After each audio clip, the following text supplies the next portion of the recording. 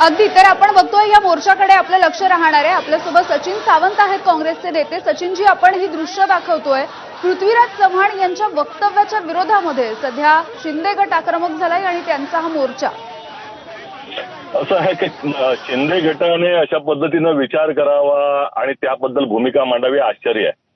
आता प्रश्न असा आहे की यांची गेलेली पद जी आहे ती म्हणजे दिवसेंदिवस ढासळत चाललेली या सरकारची अब्रू आणि त्याच्यामध्ये शिंदे गटाची गेलेली पद, त्यांच्या घरामध्ये सापडलेले करोडो जे पैशाची जी काही बंडल आणि त्याचबरोबर कशा पद्धतीने कायदा हातात घेते दिवसेंदिवस या सरकारची पद चाललेली आहे आणि शिंदे गटाची तर खाली धुळीच मिळालेली आहे।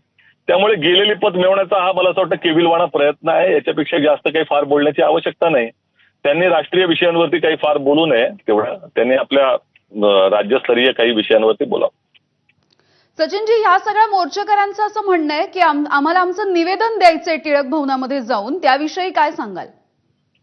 नाही, तर विषय असा आहे की या पद्धतीनं दटिंगणशाही वापरून ज्या पद्धतीनं ते बोलताय, ज्या पद्धतीनं कायदा हातात घेतला जातोय आणि त्या कुणाल कामरानं जेव्हा वक्तव्य केलं त्यावेळेला जाऊन तोडफोड करणारे लोक ही आणि ज्या पद्धतीनं पहिली गोष्ट ज्या सनातन धर्माबद्दल आणि हिंदू धर्माबद्दल हे बोलतायत, अनितीच्या मार्गानं ज्या पद्धतीनं सरकारमध्ये आले, ते सरकार ज्या पद्धतीनं चालवलेलं आहे, पैशाची बॅगा दिसतात त्यांच्या घरामध्ये, हे काय हिंदुत्वाच्या आणि सनातन धर्माच्या व्याख्येमध्ये बसतं का?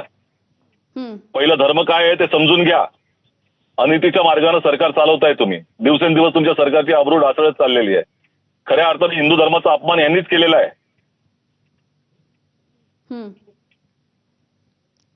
सचिनजी, सनातन धर्माच्या विषयी जे वक्तव्य करण्यात आलेलं होतं पृथ्वीराज चव्हाण यांच्याकडून, त्याचा वेगवेगळ्या पद्धतीने अर्थ काढला जातोय का या शिंदे गटाकडून? असं काय आहे की मी मगाशी जसं सांगितलं की यांची पद पूर्णपणे गेलेली आहे। दिवसेंदिवस अब्रूची लखतरं लोंबतायत, त्यामुळे काही ना काहीतरी करून केविलवाणा प्रयत्न करायचा आणि जनतेसमोर काहीतरी जाण्याचा प्रयत्न करायचा हे त्यांच्याकडे चाललेलं आहे। हे सरकारच अनितीच्या मार्गाने चाललेलं आहे। हिंदू धर्माचा अपमान दिवसेंदिवस चालू आहे या सरकारच्या माध्यमातून। काँग्रेसची कायम भूमिका राहिलेली आहे की आतंकवादाचा कोणता धर्म नसतो आणि त्या पद्धतीनं काँग्रेसच्या भूमिकेला आम्ही कायम स्वरूपी त्याच पद्धतीने विचार करत आलेलो आहोत। ज्या पद्धतीनं यांनी लगेचच सांगितलं, त्या अमित शहाजी असतील किंवा फडणवीसजींचं वक्तव्य आलं की हिंदू आतंकवादी असू शकत नाही वगैरे, याचा अर्थ यांची भूमिका दुटप्पी आहे। कोणत्याही धर्माला त्या आतंकवादाचं नाव जोडता कामा नये, धर्म कुठलाही शिकवत नाही, ही वस्तुस्थिती आहे।